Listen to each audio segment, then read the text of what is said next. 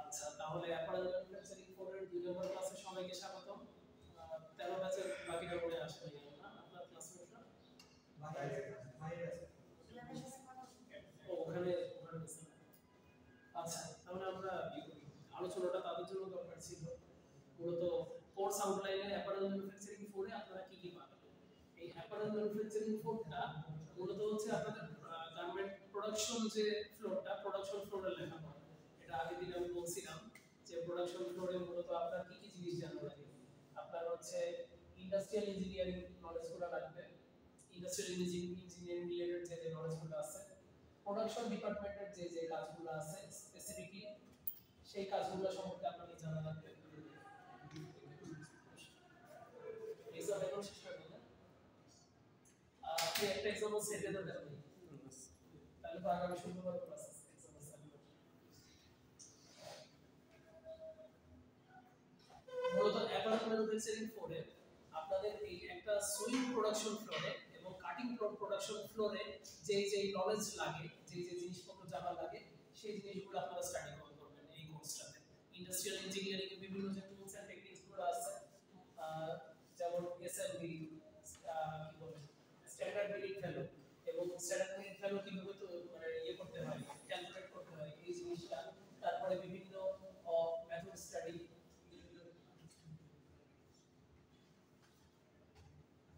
motion study,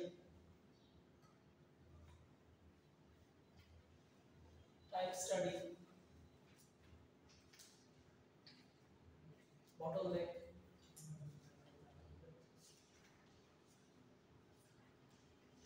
আরো অনেক terms আছে। আইটেম মতো এইসব জিনিসপত্র নিয়ে আমরা স্টাডি করব। তারপরে এই যে প্রোডাকশনের ভেতর আই টুলস গুলো কিভাবে আমরা ইমপ্লিমেন্ট করতে পারি সেই জিনিসগুলো আমাদেরকে জানতে হবে। এই প্রোডাকশনে যেমন একটা গুরুত্বপূর্ণ যে জিনিস আছে সেটা হচ্ছে লাইফ ব্যালেন্সিং।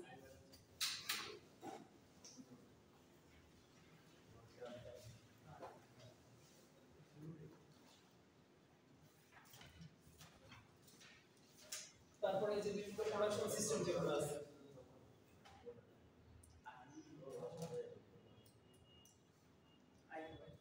বিভিন্ন যে প্রোডাকশন সিস্টেমগুলো আছে এগুলো আমাদের এখানে ডিসকাস করতে হবে। এখানে আমরা ওগুলো সম্পর্কে জানতে পারবো।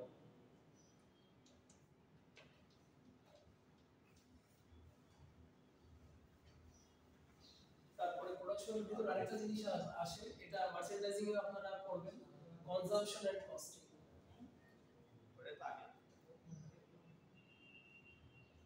স্পেশালি থ্রেড কনজাম্পশন, আই যারা আইএসিপি তাদেরকে হচ্ছে থ্রেড কনজাম্পশনের কাজ করতে হয়। যে একটা নির্দিষ্ট আইটেমে যে একটা বড় শার্ট বা একটা টি শার্ট, এখানে সিঙ্গেল নিডেল লক স্টিচ সেলাই কতটুকু আছে, ওভারলক সেলাই কতটুকু আছে, ফ্ল্যাট লক সেলাই কতটুকু আছে, এবং কোন সেলাইয়ের জন্য কতটুকু সুতা লাগবে।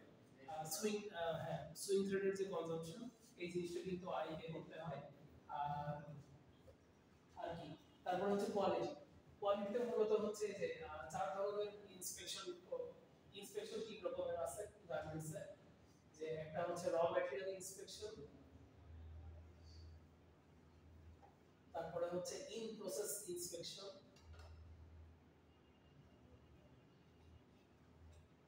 আর আরেকটা হচ্ছে এন্ড অফ লাইন ইন্সপেকশন।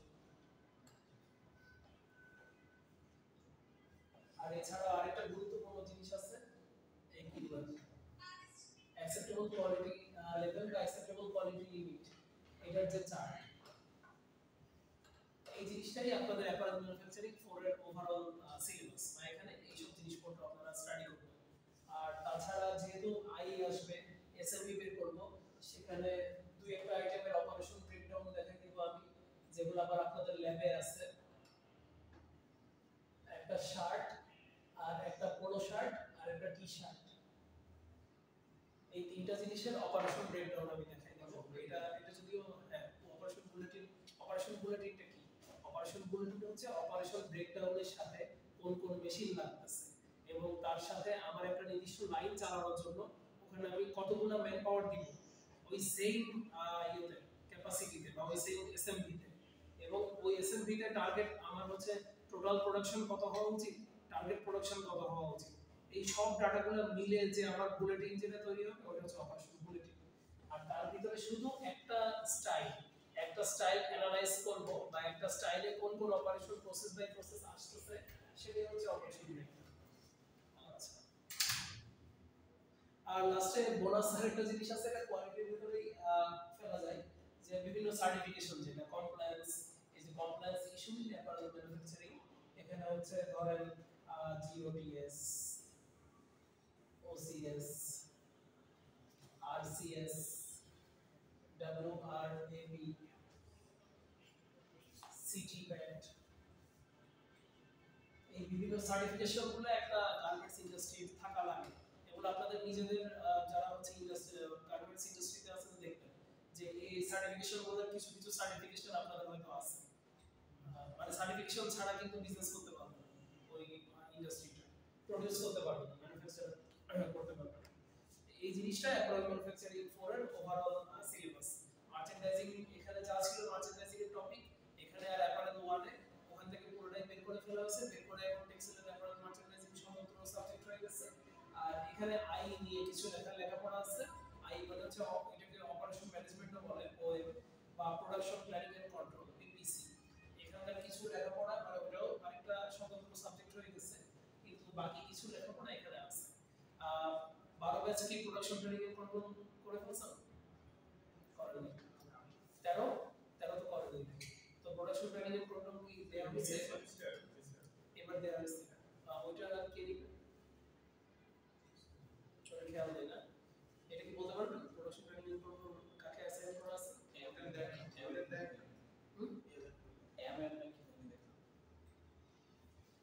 এবার তো হচ্ছে টিচারদের নামের ফুল ফর্ম দেয় নাই, নতুন নতুন টিচারদের নাম ওর ফুল ফর্ম বুঝতে পারে না।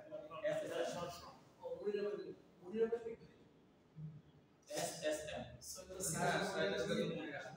প্রোডাকশন প্ল্যানিং এন্ড কন্ট্রোল উনি নিবে। আচ্ছা,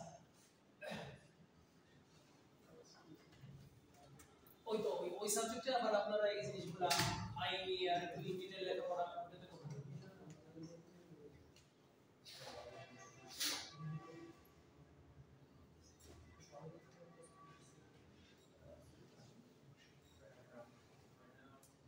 আমরা তাহলে এখন সরাসরি প্রোডাকশন স্টাডিতে চলে যাব। আর এখানে ডিস্টর্টেড জিন্সটা যে জন্য মানে ওপেন করছিলাম এই ট্যাবটা, আপনাদেরকে মূলত দেখাতে চাইছিলাম যে অ্যাপারেল ম্যানুফ্যাকচারিং 3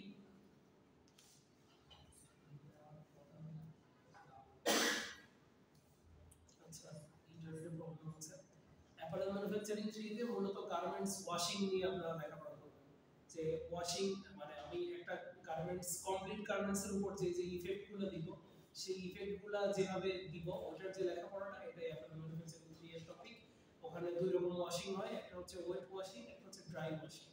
ড্রাই ওয়াশিং হচ্ছে যে পানির ব্যবহার ছাড়া গার্মেন্টসটাকে আমি যেভাবে ট্রিট করব সেটা হচ্ছে ড্রাই ওয়াশিং এর ভিতর পড়ে। যেমন হুইস্কারিং, স্যান্ড ব্লাস্টিং, এখানে যেমন এই জিনিসটা যদি দেখেন, এই যে ডিস্টর্টেড, এই যে ভিতরে যে ছিঁড়া ফাটা ইফেক্টগুলো তৈরি করা হয়েছে, এটা লেজারের মাধ্যমে করা হয়, হাতে কেচি দিয়েও অনেকে কেচি চালানোর মাধ্যমে ওয়ার্কের সাথে কাটে হ্যাঁ, এখানে ওই আপনার সামনে যা করতেছেন পুরোটাই ওয়ার্ককে ডিস্ট্রয় করতেছেন। তো স্বাভাবিক যেটা থাকতেছে ওটা হচ্ছে ওয়েট, ভিতরে সুতা।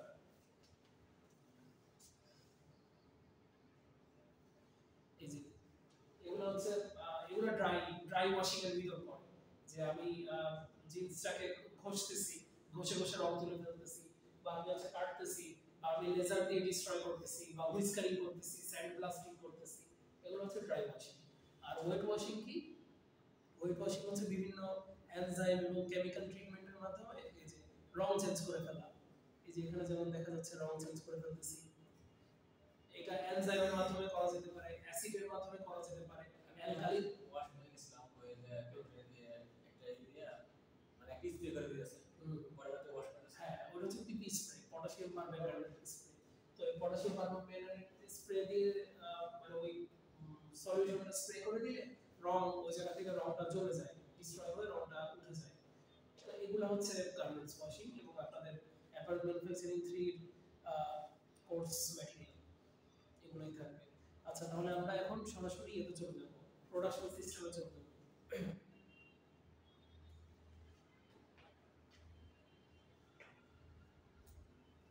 আচ্ছা আপনাদেরকে অপশন দিব,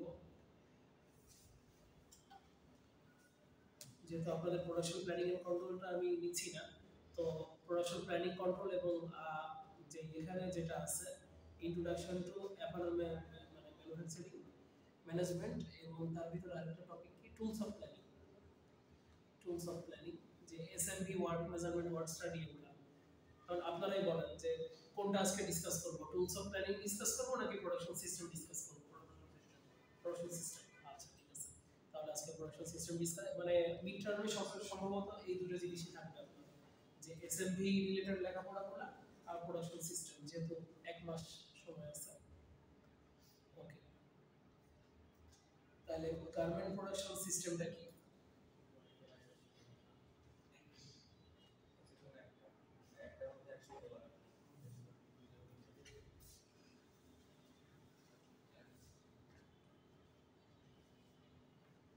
আপনাদের কি প্রোডাকশন প্ল্যানিং এন্ড কন্ট্রোল এটা ক্লাস শুরু হইছে officially?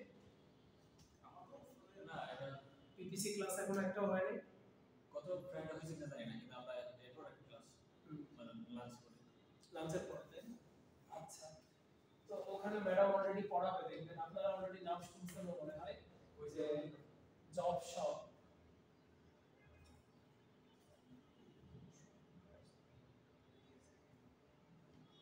Batch, mass, continuous, production system, production system, production system, production system, এই চারটা কি নাম শুনছেন? যে ক্রাফট শপ অথবা job shop production system, batch production system, mass production system, continuous production system, এগুলোর নাম শুনছেন? অল্প অল্প শুনছি কিন্তু মানে পুরোটা আইডিয়া নেই। এগুলো হচ্ছে ম্যাডামের ক্লাসে আপনারা পাবেন সরাসরি, যে প্রোডাকশন প্ল্যানিং এর কন্ট্রোলের ভিতরে পাবেন, যে যখন ম্যানুফ্যাকচারিং করা হয় যে কোনো বস্তু, এটা শুধু গার্মেন্টস হবে এমন কোনো কথা নাই, এটা টেক্সটাইল হতে পারে, এটা খেলনা হতে পারে, এটা খাবার হতে পারে। তো এই চারটা প্রোডাকশন সিস্টেম মূলত এক্সিস্টিং আছে, বা বেসিক্যালি এই চারটা প্রোডাকশন সিস্টেম আছে যে কোনো আইটেমের ক্ষেত্রে। তো সেটার ভেতরে হচ্ছে আমি একটু শর্ট রেজাল্ট করে দিচ্ছি। জব শপটা হচ্ছে টেইলর, যেটা হচ্ছে আমি স্পেসিফিক্যালি একজন মানুষের জন্য একটা আইটেম বানাবো। জব শপ বা ক্রাফট শপ, এইটাতে খুব মানে হাই লেভেলের ভ্যারিয়েশন আনা যায়, যে আমি নাহিদের জন্য নাহিদ আমাকে কিছু ক্রাইটেরিয়া বললো, নাহিদের জন্য আমি একটা স্পেসিফিক আইটেম বানাই দিলাম, আবার শুভ্র আমার কাছে স্পেসিফিক একটা রিকোয়ারমেন্ট দিল, ওকে আমি আলাদা আইটেম বানাই দিলাম। এইটা হচ্ছে জব শপের বিশেষত্ব, যে হাইলি কাস্টমাইজেশন করা যায়। কাস্টমাইজেশন বুঝেন তো, যে এক একজনের জন্য এক এক রকম করে বানাই দেয়া, কাস্টমাইজ করে দেয়া। ব্যাচ শপটা কি? আপনারা যারা ডাইতে জব করেন বা ডাই ইন্ডাস্ট্রি ভিজিট করে আসছেন, আপনারা শুনবেন যে ব্যাচ আকারে ডাই করা হয়, তাই না? যে 1000 কেজির মেশিনে এক ব্যাচ দিয়ে দিল, এক ব্যাচ দিয়ে দিলে সেটা ডাই হয়ে গেল, ওটা নামাই ফেললো, তারপরে আবার আরেক ব্যাচ দিল। এবার ডাই ইন্ডাস্ট্রি বানায়, বেকারি যেখানে পাউরুটি বানায় সেখানেও তো ব্যাচ ব্যাচ আকারে বানায়, বা বিস্কিট কুকিজ যেখানে বানায় বিস্কিট, যে এক ব্যাচ চুলায় দিয়ে দেওয়া হলো, সেখান থেকে এক ব্যাচ রান্না শেষ হলো, আবার আরেক ব্যাচ মানে বেকিং শেষ হলো, আরেক ব্যাচ দিলাম, যেখানে আমি গুচ্ছ গুচ্ছ আকারে জিনিসপত্র বানাচ্ছি, আর হচ্ছে ব্যাচ। স্পেশালি ডাইং হচ্ছে খুবই ইফেক্টিভ একটা এক্সাম্পল। বা আপনার হচ্ছে নিটিং বা উইভিং এর ক্ষেত্রে আপনার যে লুম বা সার্কুলার রিডিং মেশিনে আপনি প্যারামিটার সেট করে দিলেন, করে দেওয়ার পর ওই নির্দিষ্ট প্যারামিটারসে নির্দিষ্ট কিছু প্রোডাকশন হলো, ওইটাও ব্যাচ প্রোডাকশন সিস্টেম। আচ্ছা, তারপরে মাস প্রোডাকশন সিস্টেম কোনটা?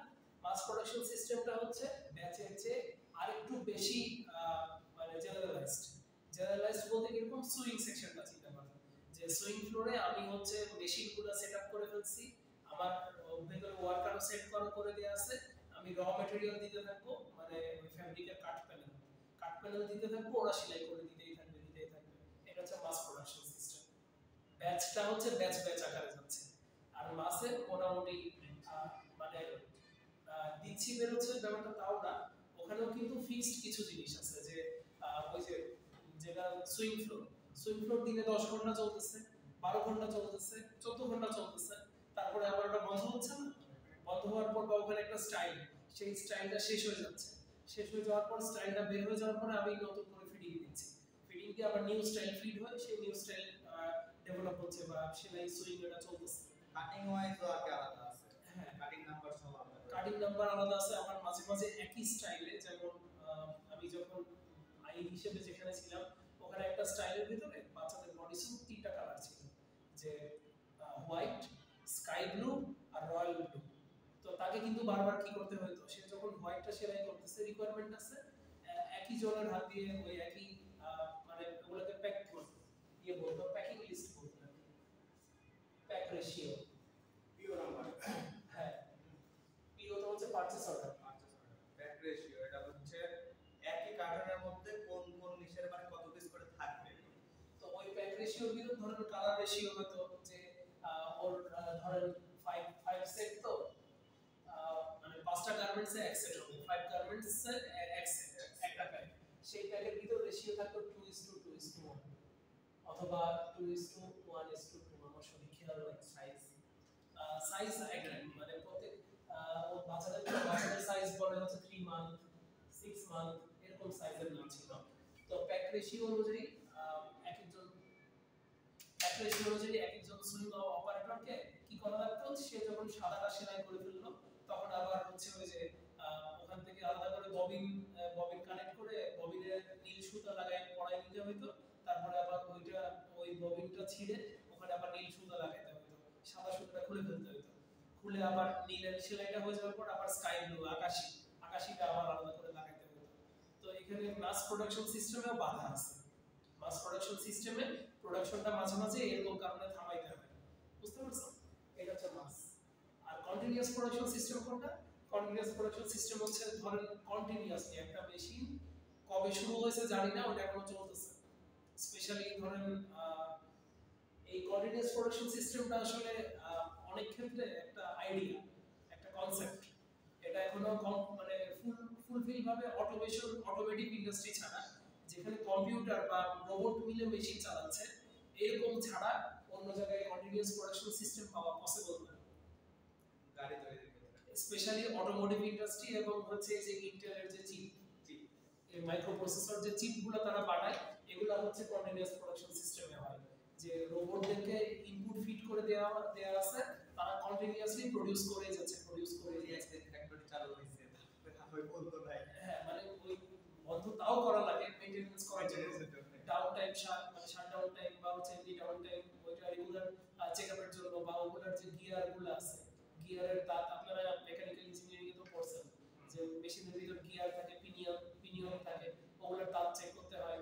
আবার ইউটিউব ফেসবুকে হয়তো দেখবেন শর্টস আসবে যে কিভাবে গিয়ারের দাঁত রিপেয়ার করে, ওগুলো আসছে।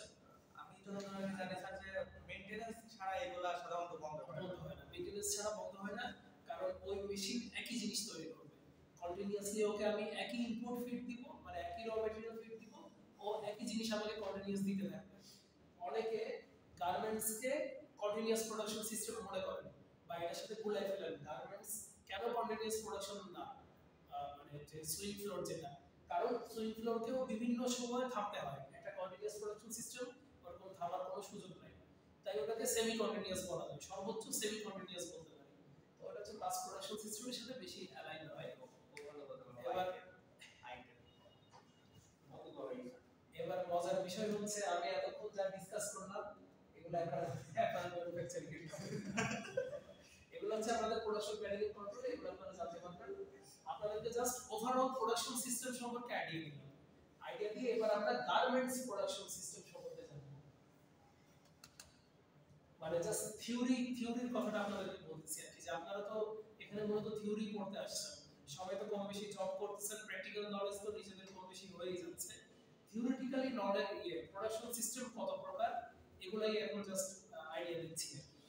এগুলো সব ছিল এমনি ওভারঅল প্রোডাকশন সিস্টেমের প্রকারভেদ। আর গার্মেন্টস প্রোডাকশন সিস্টেম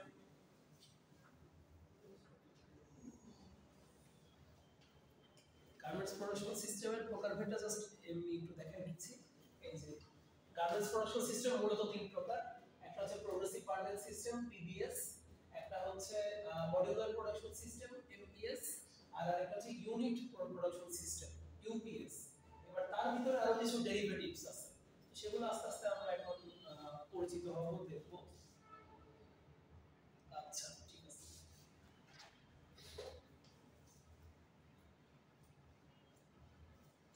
এই নামগুলো অ্যাপারেল যেহেতু এখানে যারা আছে সরাসরি একদম সবাই অ্যাপারেল পেয়ে যাবে এবং আপনারা এখন নিজেদের স্পেশালাইজ কোর্সগুলো করতেছেন অ্যাপারেল 3 অ্যাপারেল 4 তো এই সব জিনিসগুলো আপনাদের জানা থাকা জরুরি প্রোডাকশন সিস্টেম কি কি গার্মেন্টস প্রোডাকশন সিস্টেম কি কি এবং এই দুটো যে এক না এই দুটো যে মানে পার্থক্য আছে স্পেশালাইজ জিনিস সব সিমিলার না এই জিনিসগুলো আপনাদের মাথায় মানে ক্লিয়ার কনসেপ্ট থাকা লাগবে তাহলে কনফিউজ হবে না কোথাও যদি ভাইবা বোর্ডে কেউ কিছু কোশ্চেন করে আশা করি কনফিউজ হবে না আচ্ছা garments swing production system an apparel production system is an integration of material handling production process personnel and equipment তাহলে কি কি জিনিসের সমন্বয় করতেছি garments swing production system material handling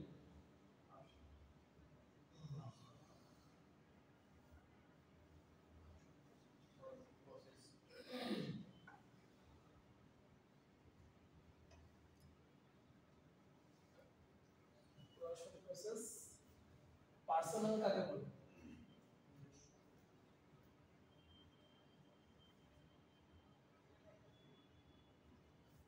আর ইকুইপমেন্ট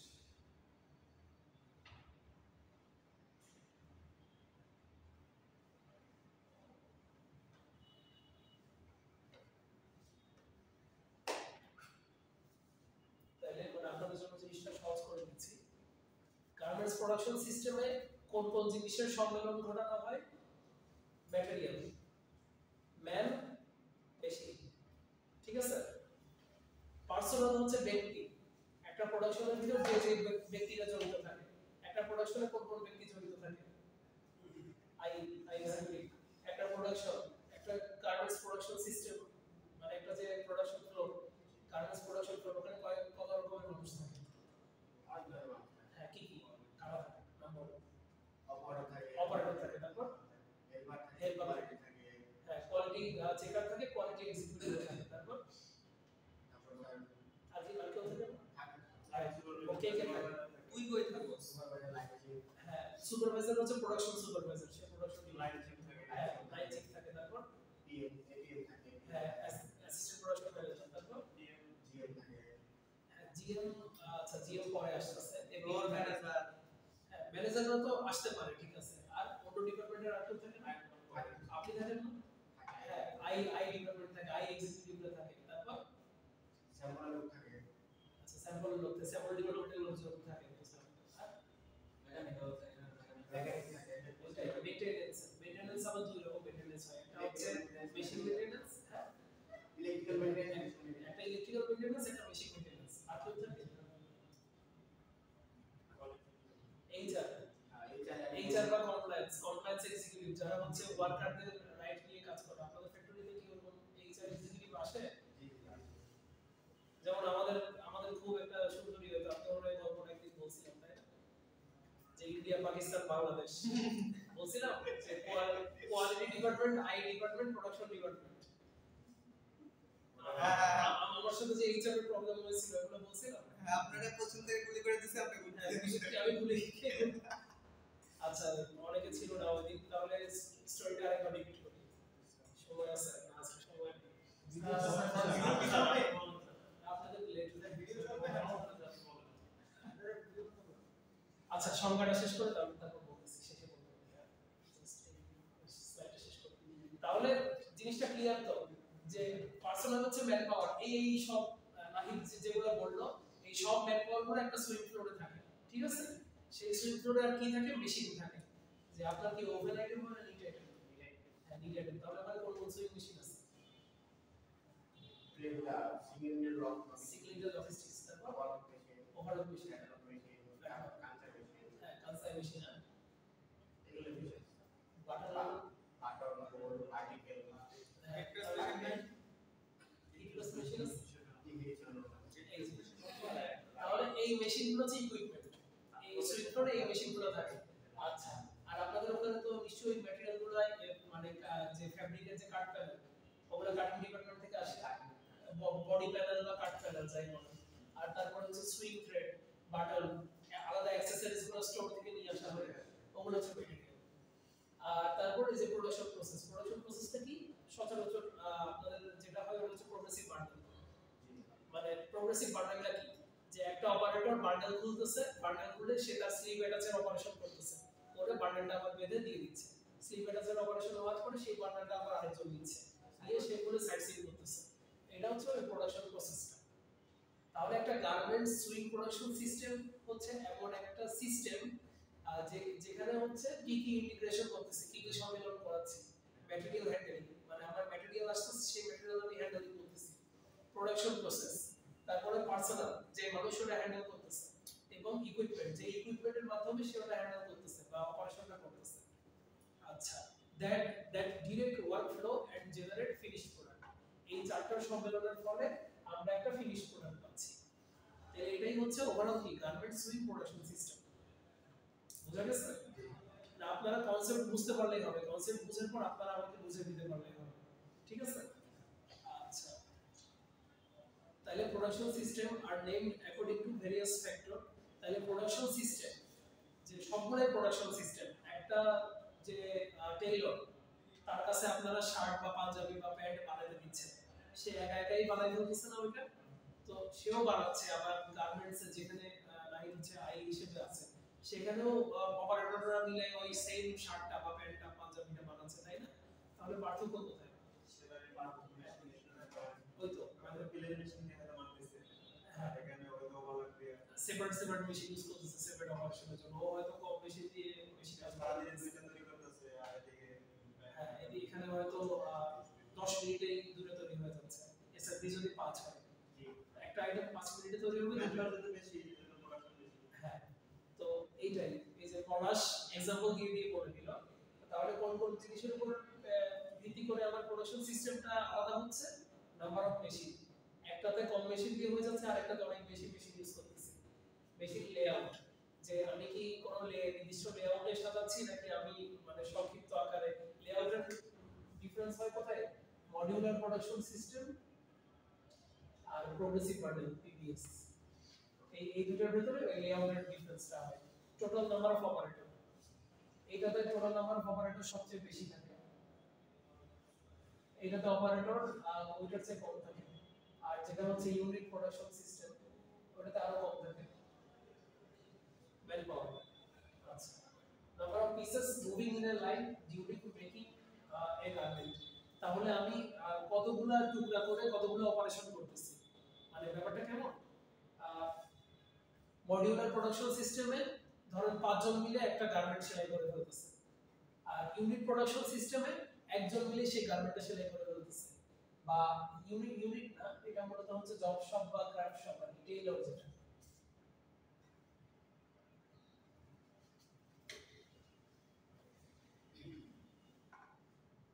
টেইলর, আচ্ছা, ওখানে একজন মিলে একটা শার্ট বানাই ফেলতেছে। মডিউলার প্রোডাকশন শার্ট না, টি-শার্টের एग्जांपल দিতে হবে ভালো হবে। মডিউলার প্রোডাকশন সিস্টেমে তিনটা মেশিনের জন্য তিনজন মিলে বানাই ফেলতেছে, যে সিঙ্গেল নিডলের সেলাই সব একজন করতেছে, সিঙ্গেল নিডল লক স্টিচের গুলো, ওভারলকের সেলাই একজন করতেছে এক মেশিনে, আর আরেকজন হচ্ছে ফ্ল্যাট লকের সেলাই করে ফেলতেছে। এই তিনটা অপারেটর দিয়ে মডিউলারে আমি টি-শার্ট বানাই ফেলতেছি। আর টেইলর একাই টি-শার্ট বানাই ফেলতেছে, আর প্রোগ্রেসিভ বান্ডেলে ওই টি-শার্টটা 12 জন মিলে বানাচ্ছে। তাইলে এটা কি, এই যে নাম্বার অফ পিসেস, যেখানে 12 জন মিলে বানাচ্ছে সেখানে টুকরা বেশি। টুকরা বেশি মানে কি, আমি ইচ্ছা করেই অপারেশন বাড়াইছি, অপারেশন বাড়ানোর পর সেটা ছোট ছোট কাজ এক একজন করতেছে, যে কাজটা ইউসুফ একা 5টা কাজ করে ফেলতে পারে, হ্যাঁ সে একা করতেছে না, যে পলাশের কাজ, নাহিদের কাজ, তারপর শামিমের কাজ, তারপরে হচ্ছে হুরায়রার কাজ ইউসুফ একা করতে পারে, কিন্তু সে এটা করতেছে না প্রোগ্রেসিভ মডেলে। সেখানে ইউসুফ শুধু ছোট একটা অপারেশন করতেছে, নাহিদ সেপারেটর একটা করতেছে, পলাশ সেপারেট করতেছে, হান্নান সেপারেট করতেছে, এইভাবে চলতেছে প্রোগ্রেসিভ মডেল। মানে একটা প্রসেস একজনে করতেছে। হ্যাঁ, আজকে জাস্ট নামগুলো দেখেন। এই যে জব শপ বা টেইলর যেটা লিখছি, এটা হচ্ছে ইন্ডিভিজুয়াল সিস্টেম বা মেক থ্রু। ইন্ডিভিজুয়ালটাতে যে একজন ইন্ডিভিজুয়াল পুরো অপারেশনটা করতেছে, ওটা ইন্ডিভিজুয়াল। আর এই ইন্ডিভিজুয়াল সিস্টেমটাকেই আবার একটু অ্যাডভান্স লেভেলে যখন চিন্তা করব, ওটাকে হোল গার্মেন্ট সিস্টেম বলা হয়। আর হোল গার্মেন্ট মানে কি, যে কমপ্লিট গার্মেন্ট একজন বা ওই একজনের আন্ডারে সর্বোচ্চ দুজন মিলে তারা ওটা বানাই ফেলতেছে। আর তারপরে আসে প্রোগ্রেসিভ বান্ডেল। প্রোগ্রেসিভ বান্ডেলটা কি, আমাদের নিজেদের ইন্ডাস্ট্রিতে যে প্রসেসটা চলমান আছে বান্ডেল সিস্টেম, যে বান্ডেল আকারে ধরেন 50 পিসের বান্ডেল আসছে, যে ওটা হচ্ছে এক্সেল সাইজের 50 পিস, তারপরে ওটা শেষ হয়ে যাবে, হওয়ার পরে আবার এম সাইজের 49 পিসের আরেকটা বান্ডেল। আপনাদের নরমাল ট্র্যাডিশনাল যে প্রোডাকশন সিস্টেম, এটা হচ্ছে প্রগ্রেসিভ বান্ডেল সিস্টেম। তারপরে মডিউলার প্রোডাকশন সিস্টেমটা কি? মডিউলার প্রোডাকশন সিস্টেমটা হচ্ছে এই যে মডিউলার প্রোডাকশন সিস্টেমটা হচ্ছে যে মাঝে মাঝে কেউ একজন একাধিক অপারেশন করে। একাধিক অপারেশন বলতে কি, যে পুরো স্লিভ নিয়ে যতগুলো অপারেশন, স্লিভ অ্যাটাচ, হ্যাঁ বল, আচ্ছা, তো স্লিভ নিয়ে যে কটা অপারেশন, যে স্লিভ অ্যাটাচ করার আগে আমাকে শোল্ডার জয়েন করতে হবে, শোল্ডার জয়েন করলাম, তারপরে স্লিভ অ্যাটাচ করলাম, তারপরে সাইড সিল করলাম, এই তিনটা ওভারলক একই জায়গায় পরপর অপারেশন, এটা একজন করে ফেলবে। তো একজন করার পর আবার এরপরে অন্যান্য যে বটমে যদি আলাদা কোনো অপারেশন থাকে, বা বটমে হচ্ছে এখানে যদি ট্রপিস্টিক্স দেওয়া লাগে, বা বটমে যদি আবার আলাদা করে হেমিং অপারেশন করা লাগে, এগুলা আবার ডিফারেন্ট মানুষ করবে, এগুলো ডিফারেন্ট মানুষ করলো, কিন্তু মাঝখানে তিনটা অপারেশন একজন করে ফেললো, মানে হাইব্রিড, যেটা হচ্ছে হাইব্রিড। ব্যাপারটা বুঝতে পারছেন, যে একাও করতেছে না সবগুলা, আবার ইন্ডিভিজুয়ালিও করতেছে না, কিন্তু এখানে মিক্স আছে। বুঝতে পারছি জিনিসটা, যে ও চাইলে তিনজন মিলে তিনটা অপারেশন করতে পারতো, সেটা না করে শুধু একজন মিলে তিনটা অপারেশন করতেছে, আবার পরেরগুলো আবার সব ইন্ডিভিজুয়ালি একজন মিলে করতেছে। এই কামই তো করে আপনাদের মানে সিস্টেমগুলোর মধ্যে, টাকা দেয় না কিন্তু একজনকে তিনজনের কাম করায়, একজনকে দিয়ে তিনজনের কাম করায় দেয় কিভাবে? ওটা কিন্তু তিনজন হিসেবে কাউন্ট করে, তিনজন হিসেবে কাউন্ট করে করে। আমি অ্যাসেম্বলি তো ওখানে ঢুকে যাবো, ঠিক আছে টাইমটা করে এখানে সেট করব, ঠিক আছে, একজনকে দিয়ে তিনজনের কাম করার টাকা তো আর দাও না। পাঁচজনে যে কাজটা করতে, ঠিক আছে, এটা তো প্রোডাকশন বেশি হচ্ছে, আর যদি দুইজনে করে সময়টা বেশি বেশি প্রোডাকশন কম হইতেছে, একটা ধরে আপনি একা করলে আপনার যে পড়াশোনা টার্গেট থাকবে, আপনি তিন ধরে কাজ করলে আপনি পড়াশোনা টার্গেট দিতে পারবেন, তাহলে আমি একজনকে দিয়ে তিনজনের কাজ করাবো কেন?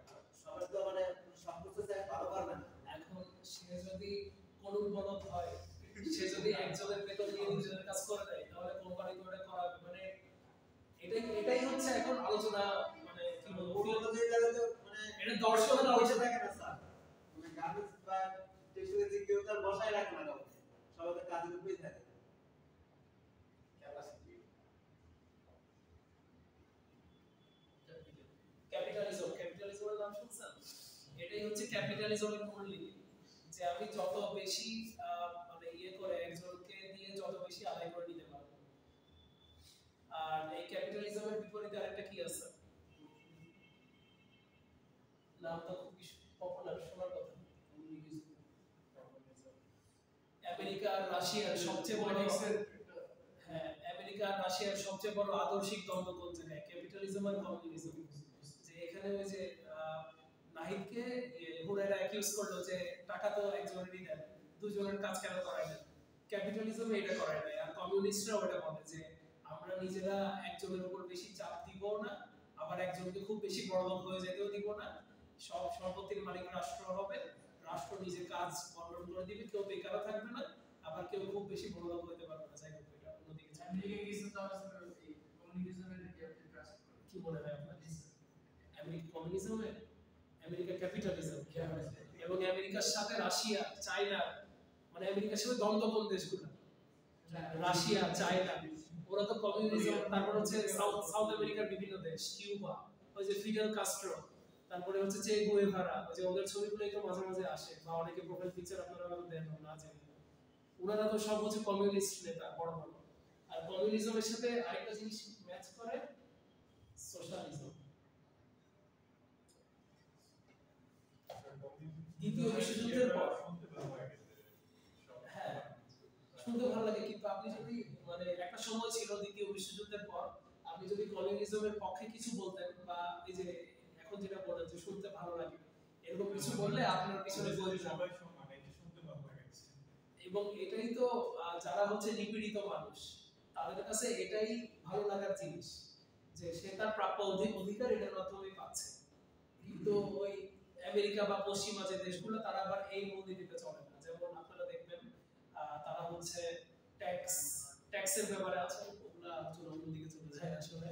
যে ডেমোক্রেট, রিপাবলিকান, যেমন রিপাবলিকান যারা, তারা হচ্ছে একটু ক্যাপিটালিজমের দিকে বা ট্যাক্স যে জনগণের উপর যে আমি ট্যাক্স হাই ট্যাক্স বসাবো বা ট্যাক্স নিব কি নিব না এগুলো নিয়ে অনেক দ্বন্দ্ব চলে যায়। নর্থ কোরিয়া হচ্ছে আলাদা একটা জিনিস।